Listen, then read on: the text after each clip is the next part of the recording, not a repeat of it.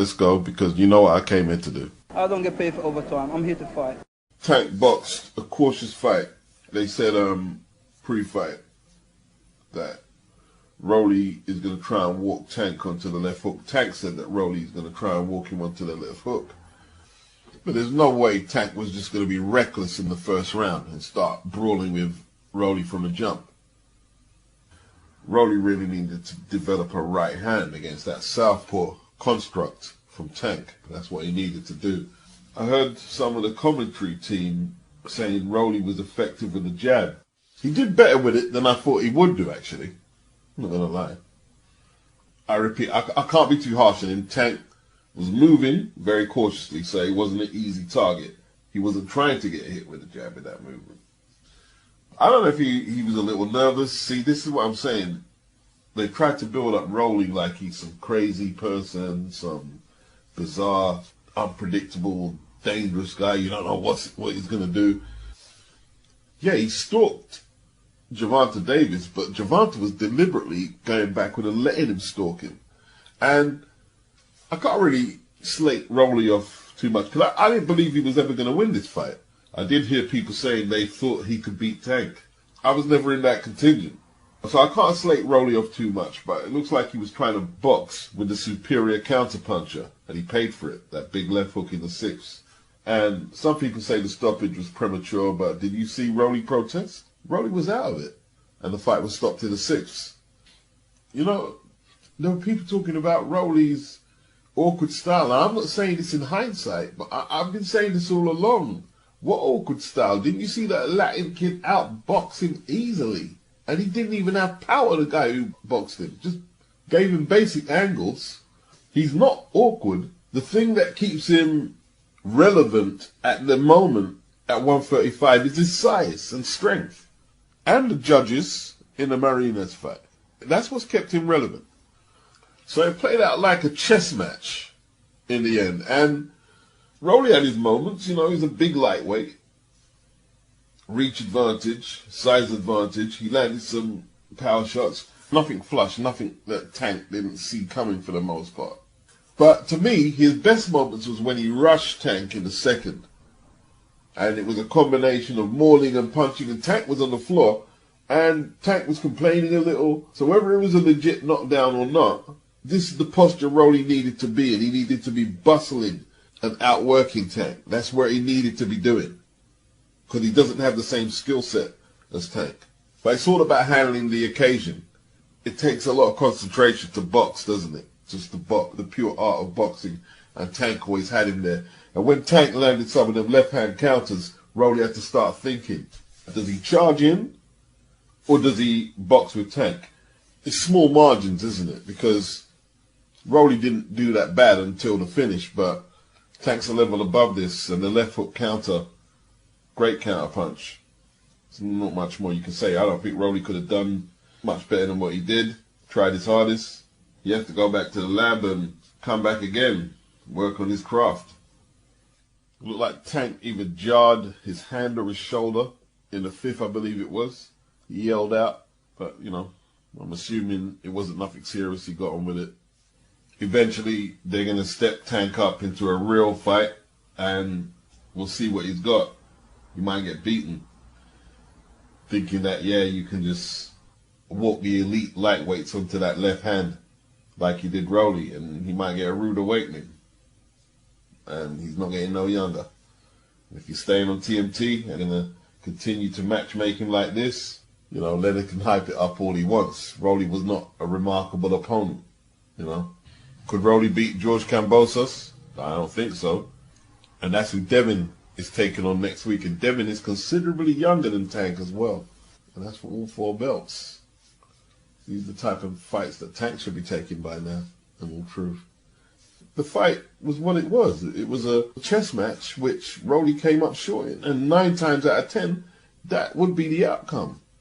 You know, I wonder if people understand maths, basic maths, the difference between 4, 5, and 12. They're talking about, oh, Rolly was 4-1 up at the finish. Like, that's relevant. Tank was giving away whatever round you think Rolly won. He gave them away. what they call it, taking down data and all that. That's what he was doing. It's a 12-round fight. Look, talk to me when you're 7-5 up against Tank and you get the W, or you lose controversially. Talk to me about scorecards then, or at least if you're 7-4 up with 1 round to go and you get stopped, then talk to me, because at least then you would have got close to the summit. But, you know, talking about 4-1 to Rolly, like Rolly was Roberto Duran, or no, you're going over the top. You're going over the top. Like Jackson, is it Menares or whatever his name was? He was a point scorer, wasn't he? So let's say he won more rounds in the first 6 or 5 than Tank did against Rolly. Well, what did he get? He got a disputed loss. But Tank was taking down data, working out where the counter would work the best. You can't even dispute his win, can you? Rolly didn't get halfway through the fight. Like, it doesn't matter. Like, okay, if you're losing rounds early in the fight, are you getting battered and dominated? If you say that's what was happening to Tank, well, that's not an accurate reflection of the fight, I need to tell you. A lot of the early rounds were down to interpretation, what you like the best. And yeah, there is an argument that Rolly was ahead, but so what? It's a 12-round fight. You have to at least get into the championship rounds with a lead before you can make a big deal or a story out of it like some people are. Surely. Pre-fight, Tank said, Rolly wants me to walk onto the left-hand counter, so I'm going to take a few rounds to see what's going on. He said it himself. He told you the game plan. When they're asking Tank, did Rolly give him any problems, he says no. But perhaps I needed to warm up more. I felt cold going in there. Well, that's complacency now, isn't it? If you had a real challenge, they'd have to tick more boxes and make sure that he is warmed up going in. He needs better opponents. That's the bottom line. He needs better opponents. One judge had Rolly up 48-47, and the other 2 had Tank up 49-46, 48-47. According to CompuBox's unofficial statistics, Davis landed only 25 of 84 punches overall, including 20 of 58 power punches. CompuBox credited Rolly for connecting on 22 of his 115 punches overall, including 19 of 76 power shots. Erislandy Lara, he stopped Spike O'Sullivan in 8 on the same card. Lara, he's adjusted his style. Doesn't have the same legs he used to. Sits in the pocket a lot more. And just use that high guard, really, to block most or some of what Sullivan was throwing. Sullivan landed at some good body shots late on. But basically, that left hand was just carving them apart. That short left uppercut and the left cross. There was a knockdown in round 4. I think it was a right hook that landed. And O'Sullivan, he kind of fell like a tree. It was like timber. And then there was another left hand that assisted his descent to the canvas, landed on his back. And he was just a sitting target for that left hand all night. There was a couple more times he wobbled all around the ring, and then after staggering all around the place after catching more left hands in the 8th, they called it off. So this was for the WBA middleweight title, the lower tier belt to Golovkin. Lara fought Thomas Lamana for the vacant belt and knocked him out in a round. I've never seen the fight. I thought the WBA were getting rid of all them belts, and now they're trying to pass off this Spike O'Sullivan fight as a world title fight. Total mismatch. Billy Joe Saunders gave Spike, or Gary O'Sullivan, depending what you know him as, some advice on how to beat Lara, even though Billy's never fought Lara. All Lara and Billy have in common is that they're both southpaws. But that didn't help, and maybe they're just matching Spike a little too ambitiously. He shouldn't be at this level here. Although you could argue that Lara could be a little faded at this stage of his career. Billy actually beat Spike years ago on points on Box Nation. This is a good fight, in my opinion. Joe Cordina is challenging Kenichi Ogawa for the super featherweight title. On DAZN, who else? Joe is currently 14-0, 8 stoppages. Matchroom have managed to secure home territory for him. Fights in Cardiff. He's a Cardiff boy. Joe hasn't fought this year, but he's had 3 fights since 2019, which is a decent average for a contender or prospect in the current paradigm of professional boxing. He's 30 years of age. He's not a kid. Let's remember that. Ogawa is 34. He only fought once last year and only twice since 2019. He won the title from a South African, is it Fuzile, if I pronounced that correctly. He was an awkward southpaw that went the distance. His other previous engagement at world title level was against Tevin Farmer. He won a split and then he got busted for the substance and Drosta Nadal. There is an argument that he was outboxed by Tevin Farmer, but I felt Tevin Farmer had control of the fight and he kind of had it in his hands to do exactly what he did, or push the fight out of Ogawa's reach. But he did just enough, in my opinion, but not enough for the judges. Not a robbery, not a good decision. Tevin is a southpaw, Joe is orthodox, but he can box. He can box. Can he box as good as Tevin though? Or better, because he might need to be better. Ogawa is there to be boxed. I think Farmers gave us the blueprint on that. He's strong, he's aggressive, he hits hard, and it's a very good matchup. It's a good matchup. It could be an upset. It's all set up for Joe. Ogawa hasn't been that active. Hometown advantage for Joe. Can box, but can he box well enough at this level here? Can he keep Ogawa off him for sustainable periods? He has a chance at an upset, but I don't know. Ogawa's very tough. Does Joe hit hard enough? I don't know. The safe pick would be Ogawa, but Joe has a shot at the upset. I'll be rooting for Joe Cordina. Let's hope he can pull it off. Larry Holmes says that Anthony Joshua or Tyson Fury would not be champions in his era. They would have stood no chance against the boxers of his time. Look, that debate there, I would have to take another sheet of paper out and extend the video, and I'm not going to do that. Got a few more things I want to cover. I just want to say Larry Holmes was a great fighter, and he's also a great hater.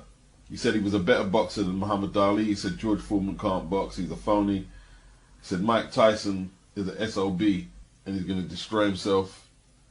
He said Rocky couldn't carry his jockstrap. That's Larry, isn't it? That's just what Larry does. He dismissed the Klitschko's, if I remember rightly. And it's all opinion. He's talking about fighters who are not in his era. The size differential from the eras all have to be debated and taken into consideration. Did Larry duck Pinkham Thomas, Greg Page? Larry never unified any straps. Was he a perfect fighter? But no, he was a damn good one though. And he's entitled to feel himself that he beat everyone too. So, there you go. Frank Warren, Queensbury, BT, July the 2nd, Wembley Arena. They have their knockout punching lightweight on there. Sam Noakes, 9-0, defends his WBC International Silver title against the Spaniard, Mark Vidal, who is 13-2 with 5 draws, 5 knockouts. Can Sam make it 10 on the bounce inside the distance? Nathan Heaney from Stoke will make his debut in London. He's 15-0. He has 6 stoppages. He will be defending his IBO International Middleweight Championship against a to-be-announced Callum Johnson, who is ranked number 5 by the WBO, takes on Igor Mikhalkin for the WBO Global Light Heavyweight title at 175. Joe Gallagher was recently asking for the Anthony Yarde fight, and no haps. No haps from Frank Warren, no haps from Tunde or Team Yarde.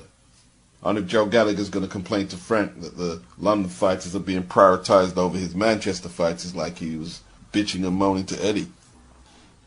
Joe Joyce, he's got a to-be-announced bout on the card. It has to be a little frustrating for Joe.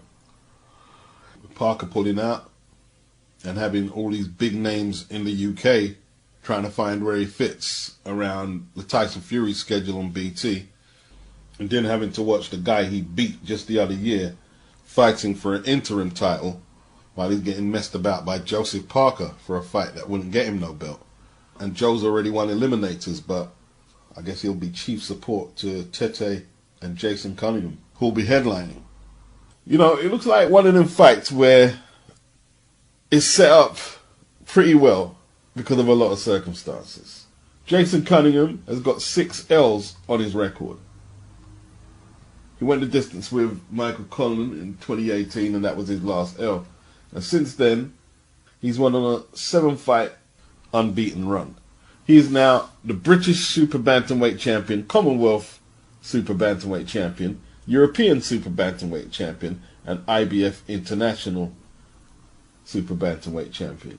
And he takes on ZOLANI TETE for the IBF International and Commonwealth titles. Now, ZOLANI, former WBO Bantamweight Champion, is at the crossroads. He has to acknowledge that. 34 years of age. He's been inactive. He's only had, 2 fights since 2018. The inactivity didn't help him against John Rio Casimiro. Lost his belt and was brutally wiped out in 3 rounds. That was in November 2019. And he's only had 1 fight since then. And that was a blowout in December of 2021 of Idi Koyomba in Johannesburg, South Africa. He destroyed him with a left hand to the body. Now, I don't believe that ZOLANI is still contracted or promoted by Frank Warren, but I'm sure Frank has took out some options if ZOLANI pulls off the W here. Jason Cunningham, he's no kid, he's 32 years of age. Yeah? He's a little shorter than ZOLANI and probably doesn't have the reach of ZOLANI. Not many bantamweights or super bantams have 72-inch reaches like ZOLANI TETE. But ZOLANI, 2 fights since 2018. Jason has had 7 fights in that time and looks to be ascending, improving. You know, you'd have to say if this was a couple of years back, ZOLANI would be a huge, huge, huge favorite. But circumstances have changed a little, and at least on paper it makes it more competitive. This is a good fight. They're both southpaws. Tete is more of a boxer. Jason a little more aggressive, more of a brawler. Frank Warren is probably looking for big things from Jason now, and he'll be banking that he's picked ZOLANI at the right time. Just caught him on the right side of the slide. Tete, unless he's boxing for a paycheck, which all boxers are, in all truth, but we want to see some ambition there that he wants to get to the top of the ladder again at Super Bantam. Super Feather is where Stephen Fulton and Ahmed Daliev are both unified champions. Jason Cunningham, only 7 stoppages in 31 wins, 6 losses. Not a big hitter, but from what I saw, he throws a lot of shots, very busy and active, and will be looking for accumulation to wear down ZOLANI. ZOLANI, however, 22 knockouts in 29 wins, 4 losses, and he is a genuine banger. And Jason, you know, will have to be careful with that aggression, because ZOLANI's backhand can be lethal. I'm looking forward to that one. Mauricio Sulaiman, he's talking about Deontay Wilder potentially fighting for that vacant WBC title, because there's only a certain time period they can give Tyson Fury to hold on to the belt. Mauricio looks like he's talking about Wilder walking straight into the fight, no tune-ups or nothing, because he's saying, as the headline says here, Anthony Joshua versus Deontay Wilder could be 1 fight away from fighting for undisputed. Now, talk about counting your eggs before they're laid, or whatever the saying is. I would love to see Wilder versus AJ. I would. But this is planning ahead a little too far. For one, AJ's got someone in front of him named Alexander Usyk. He needs to take care of that first. 2, it wouldn't shock me if Wilder fought Fury again. Why do I think that Wilder might fight Fury again? Well, they're very reluctant to strip Fury of that belt, even though he said he retired. And they've kept Wilder in that #1 spot, even though he hasn't won a fight since when? 2019. 3, they were talking about the winner out of Parker and Joyce. If they reschedule that for September, the winner could fight Wilder for the vacant belt. Parker obviously doesn't want the Joyce fight, so for this elaborate plan to run smoothly through, they need to get Joe a new opponent. A lot has to happen. A lot has to happen for us to see AJ and Wilder in the ring fighting for all 4 straps. 4. And why isn't Usyk being mentioned? He's got the 3 straps. Why isn't his name being mentioned? Is everyone planning to duck out the party if he walks in? Now, for me to take Mauricio serious, okay, it's a bit disrespectful to Usyk to count him out. And I'm rooting for AJ, and I think he can do it. But it's disrespectful. But okay, let's say AJ does beat Usyk. Or for the AJ fans, when he does beat Usyk. Why not just let AJ fight Wilder for the vacant belt and fight Parker and Joyce and whoever else off? Then we have an undisputed champion. And if Joseph Parker sorts his life out, he can get it together and fight Joe Joyce, and the winner can fight the winner out of AJ and Wilder for undisputed. But Joyce is more interested in calling out Dillian Whyte, who we just saw got knocked out. But Dillian said he's up for it, ready to go. And if he's calling out Dillian because he thinks it's a soft touch, I'm going to tell you now, if that fight happens, I'm picking Dillian to win. Again.